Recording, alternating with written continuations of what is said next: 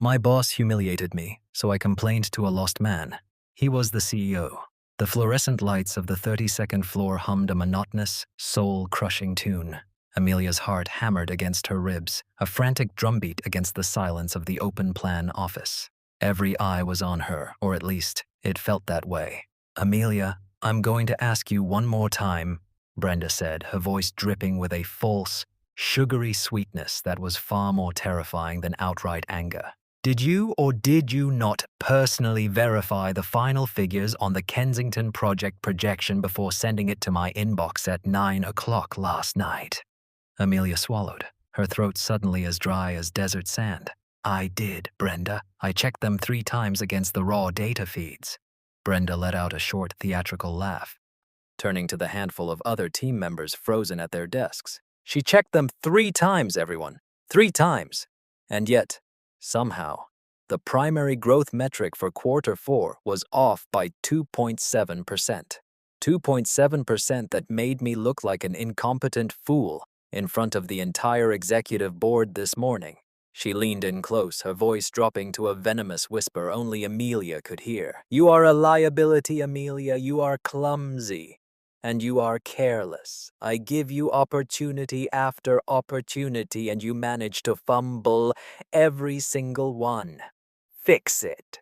I want a full-page apology and the corrected 80-page report on my desk in 1 hour. Not 61 minutes. 60. Without another word, Brenda pivoted on her heel and strode back to her glass-walled office, leaving Amelia in the wake of her public execution.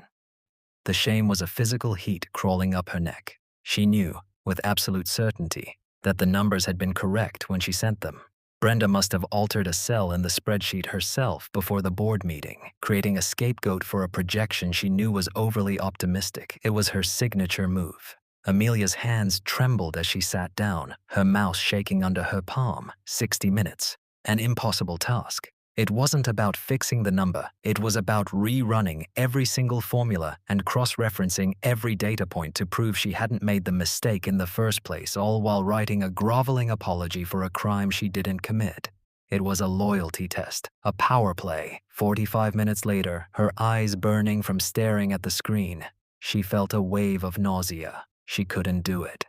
She felt a panic attack brewing, the walls of her cubicle closing in. She stood up abruptly, muttering, "I need some air." She fled, not to the elevators, but to the emergency stairwell, her sensible heels clacking on the concrete. She pushed through the door to the 31st floor, an area of the company she rarely visited, and made a beeline for their cafeteria, hoping a change of scenery would clear her head. The cafeteria was nearly empty. She grabbed her pre-packed lunch from her bag, a simple turkey sandwich and an apple, and found the most secluded table in the corner. She took one bite of the sandwich, but it tasted like cardboard. Defeat was a bitter seasoning. "Excuse me, I'm terribly sorry to bother you." Amelia looked up. A man, probably in his late 50s, stood there with a slightly lost expression. He was dressed in a simple, well-worn polo shirt and dark slacks, no ID badge in sight. He looked more like a friendly dad who had wandered into the wrong building than a corporate executive. "I seem to be a bit turned around," he said with a warm, apologetic smile. "Is this the main cafeteria? I was told there was a hot food line, but all I see are vending machines." Amelia managed a weak smile. "This is the satellite cafeteria for this floor. The main one is on the 15th floor. It's much bigger." "Ah, the 15th floor," he said, a look of realization dawning on his face. "Well, that explains it. My meeting ran long, and I suppose I've missed the lunch service now anyway." He sighed, a good-natured, weary sound. "Vending machine it is, then." He turned to the wall of snacks, and Amelia felt a strange, impulsive pang of sympathy. He looked tired and hungry. Brenda's voice echoed in her head, calling her a liability, useless. But here, right now, was a simple problem she could solve. "Wait!" Amelia called out, her own voice surprising her. The man turned back. "It's not much," she said, gesturing to the other half of her untouched sandwich neatly wrapped in wax paper. "But it's better than potato chips. Please, you can have it." The man's eyes, a kind and intelligent blue, widened slightly in surprise. For a moment, he seemed about to refuse, to offer the polite, dismissive wave of a person unaccustomed to accepting help. But then his expression softened, and the weary lines around his eyes seemed to deepen. He looked from the sandwich to Amelia's face, and a genuine grateful smile bloomed. I, I couldn't possibly, he started, but his stomach chose that exact moment to let out a low, rumbling growl, betraying him completely. He chuckled, a warm, disarming sound. It seems my stomach disagrees. Thank you. That is incredibly kind of you. I'm Robert, by the way.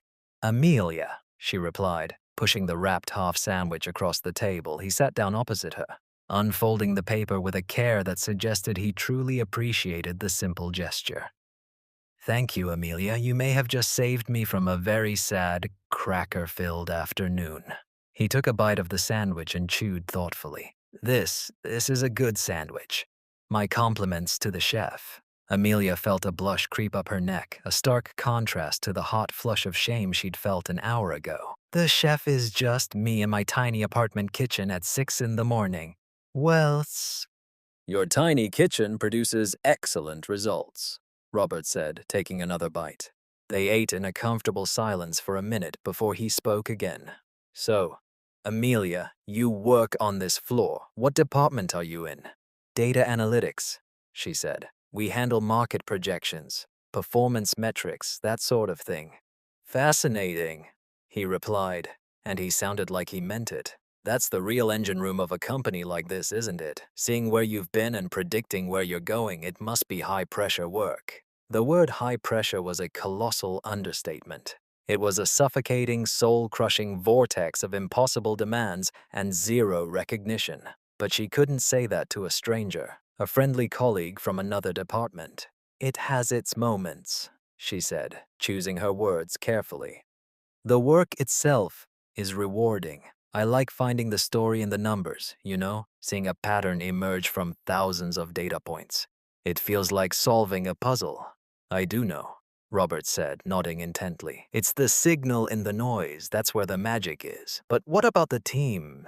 A good team makes all the difference in a high-pressure environment. Is the culture a healthy one here? It was a simple, innocent question. But for Amelia, it felt like a trapdoor had just opened beneath her chair. A healthy culture. Her department was a toxic wasteland, a garden where only paranoia and fear could grow, all carefully cultivated by Brenda. She thought of her colleagues, all of them hunched over their desks, afraid to take a full lunch break, constantly looking over their shoulders. She thought of the high turnover rate, the hushed complaints in the break room that never went any further. She gave the politically correct, safe answer. We're a very results-driven team. Everyone works hard to meet our targets. Robert chewed his last bite of the sandwich, his gaze steady and perceptive. He didn't push, but he didn't seem to fully accept her answer either. He just watched her, a silent invitation to say more. There was a kindness in his eyes that she hadn't encountered at this company before, a genuine curiosity that felt worlds away from Brenda's interrogations. Results are important, he finally said, carefully folding the wax paper and placing it on the table. But people are more important. You can't have good results for long if you burn out all your good people. He leaned forward slightly, his voice a little lower. Forgive me for being direct, Amelia, but when I first saw you, you looked like you were carrying the weight of the entire company on your shoulders. The work is rewarding, you said, but is the environment? The question hung in the air between them, sharp and clear. Is the environment rewarding? Every instinct for self-preservation screamed at Amelia to lie, to smile politely and say, of course, it's a challenging but supportive workplace. It was the corporate survival mantra. Never complain, never explain. Especially not to a stranger who could be anyone, a manager from another division, someone from HR, a friend of Brenda's. Voicing dissent was career suicide. But as she looked at Robert, at his calm, patient face, something inside her cracked. Maybe it was the public humiliation from earlier. Maybe it was the sheer, simple human kindness of him accepting her sandwich. Or maybe she was just so tired of pretending. The lie felt heavier than the truth. She took a deep breath, the stale, air-conditioned air filling her lungs. The work is what keeps me here, she began, her voice barely above a whisper. The environment is a challenge. Robert just nodded, his expression unchanging, giving her the space to continue. My direct manager, Amelia said, the words feeling foreign and dangerous on her tongue. Her name is Brenda. She's difficult. She has a management style that relies on fear. She takes credit for her team's successes and assigns blame for her own failures. A torrent of memories flooded her mind, but she pushed them away, focusing on one concrete, undeniable example. Last quarter, I developed a new algorithm for tracking supply chain efficiency. It took me 6 weeks, working nights and weekends. It identified redundancies that will save the company an estimated $200,000 this year alone. I presented it to Brenda. 2 days later, she presented it to the executive board as her own discovery. My name wasn't mentioned once. When I tried to gently bring it up, she told me that my job was to make her look good and that I should be grateful for the opportunity. As she spoke, she felt a strange lightness, the release of a pressure she didn't even realize she'd been holding in. She wasn't being emotional or hysterical. She was just stating facts. It's not just me, she continued, gaining confidence. The team's morale is at an all-time low. We've lost 3 talented analysts in the last 6 months. They don't leave for more money. They leave for peace of mind. We all cover for each other, try to protect each other from her, but it's exhausting. It feels like we spend more energy managing our manager than we do managing our data. And nobody says anything to HR, because the last person who did was suddenly restructured, out of a job 3 weeks later. She finally finished, her heart pounding. She had just broken the #1 rule. She had spoken ill of her boss to a complete stranger inside the company building. She braced herself for judgment, for a polite but hasty retreat from Robert, for the sickening realization that she had just made a catastrophic mistake. Instead, Robert remained perfectly still, his gaze fixed on her. He wasn't looking at her with pity, but with a focused, analytical intensity. It was the look of a man processing data, finding the signal in the noise. Thank you for your honesty, Amelia, he said, his voice even and serious. And thank you again for the lunch. You have a lot of integrity. He stood up, his brief lunch break clearly over. I hope your afternoon is better than your morning. He gave her one last meaningful look, a look she couldn't quite decipher. And then he turned and walked toward the elevators, leaving Amelia alone at the table with her half-eaten apple and the terrifying, liberating weight of the truth she had just unleashed. She watched him go, a single horrifying thought crystallizing in her mind. What if he wasn't just some random employee? Returning to her desk was like walking back into a lion's den. After showing the zookeeper your wounds, the 60-minute deadline had passed. A furious email from Brenda, subject line, unacceptable, sat at the top of her inbox. Amelia's hands were slick with nervous sweat as she clicked it open. But before she could read the first line of vitriol, a new email popped up, this one from the regional director, marked as high importance. Subject, mandatory department meeting, 4 p.m. Amelia's stomach twisted into a knot. This was it. Robert, whoever he was, had gone straight to Brenda or the director. He'd probably framed it as a concerned chat with a distressed junior employee. Now she was going to be called into a meeting and reprimanded, or worse, fired for insubordination and unprofessional conduct. She had been a fool to trust a kind face. In a corporation this size, kindness was a currency, and she had just been played. The next 2 hours were the longest of her life. The office was eerily quiet. Brenda remained in her glass office, but instead of her usual pacing and loud phone calls, she was sitting perfectly still, staring at her computer screen. There was a tension in the air so thick Amelia felt like she could taste it, metallic and sharp, like right before a lightning strike. At 3:30, something shifted. A woman Amelia recognized from the main human resources department on the 40th floor walked into their area. She wasn't smiling. She was followed by 2 uniformed security guards who stood impassively by the main entrance to their section. Heads slowly lifted from monitors all across the floor. The hushed typing ceased. The HR manager walked directly to Brenda's office and knocked once before entering and closing the door behind her. Through the glass, Amelia could see muted, frantic movement. Brenda stood up, gesticulating wildly. The HR manager remained calm, her posture unyielding.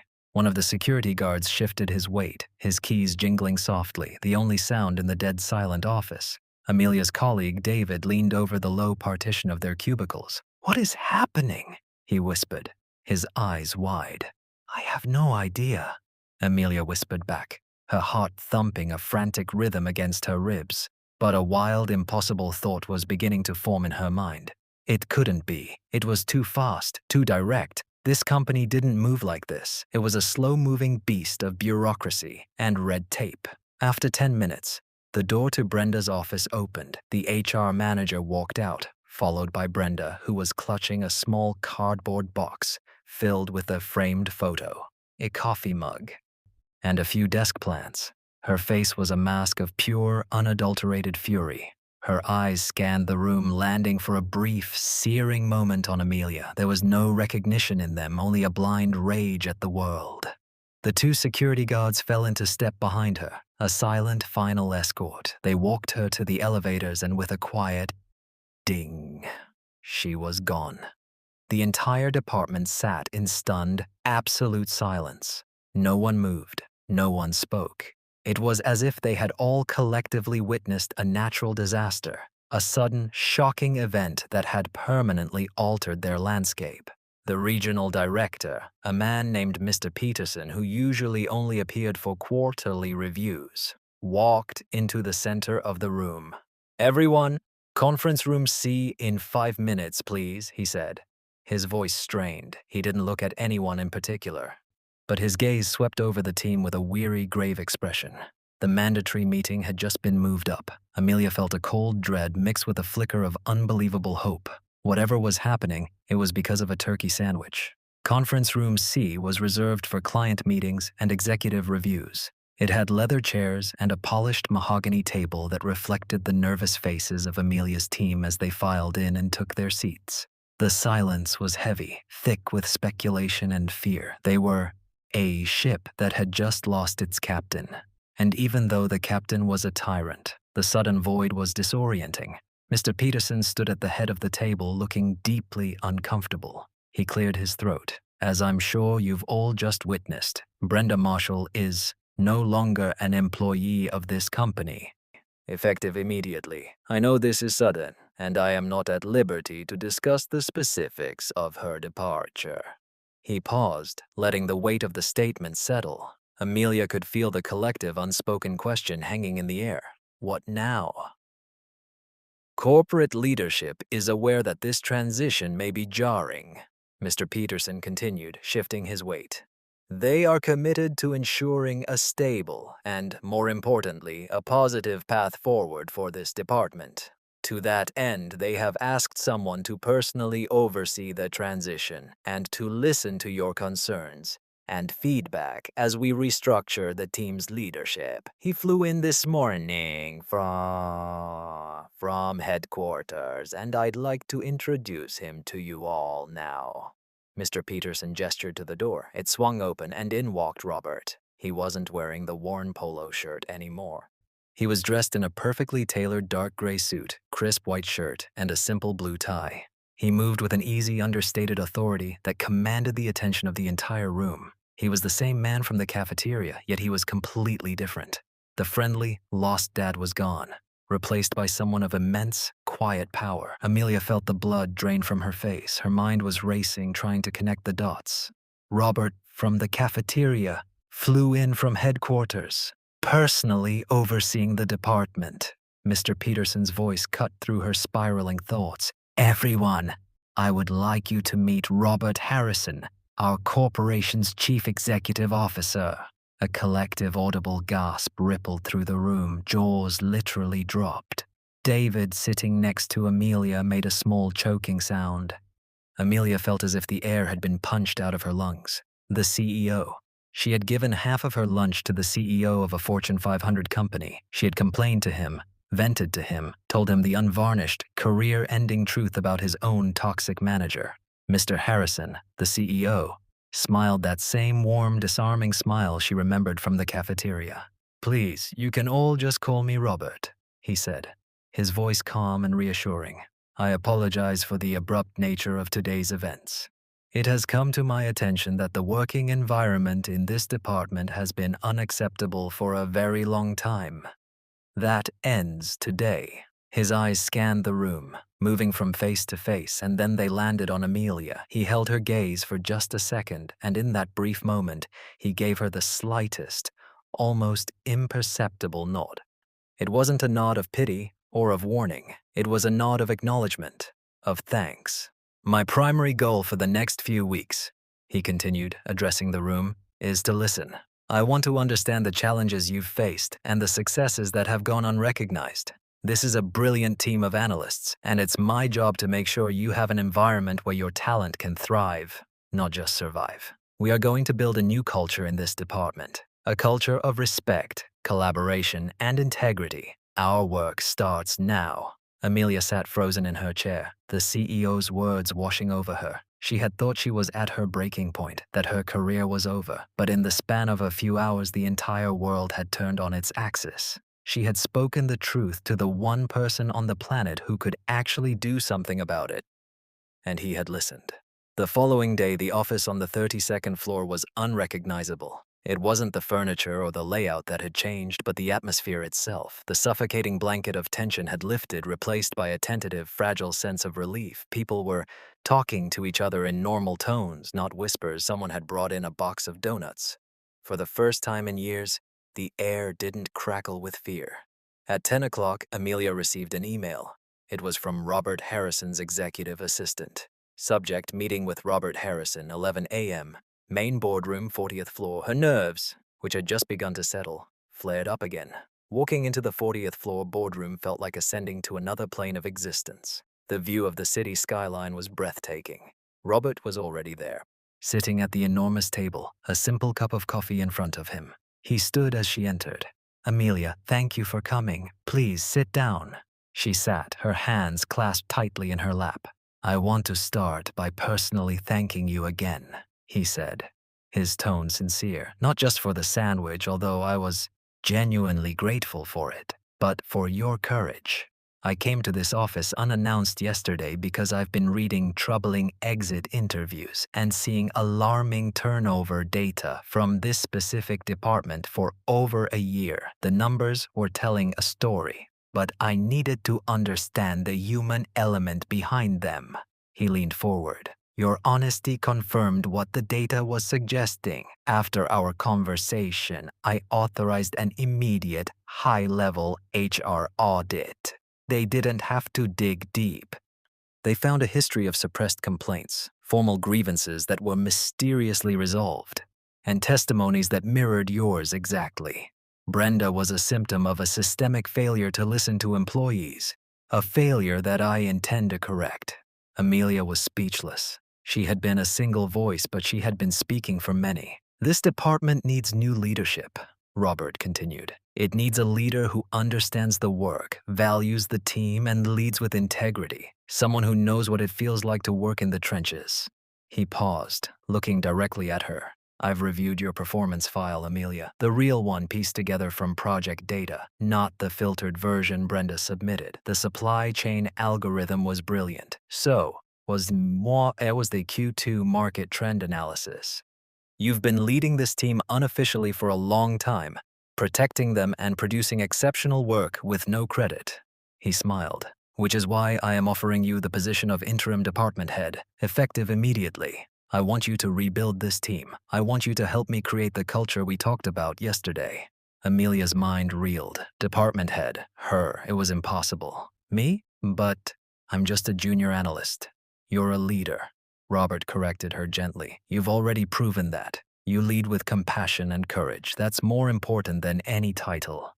We'll provide you with all the management training and support you need. The decision is yours, but I believe you are the right person for the job.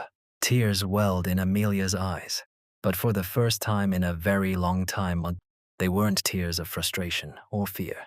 They were tears of overwhelming, shocking gratitude.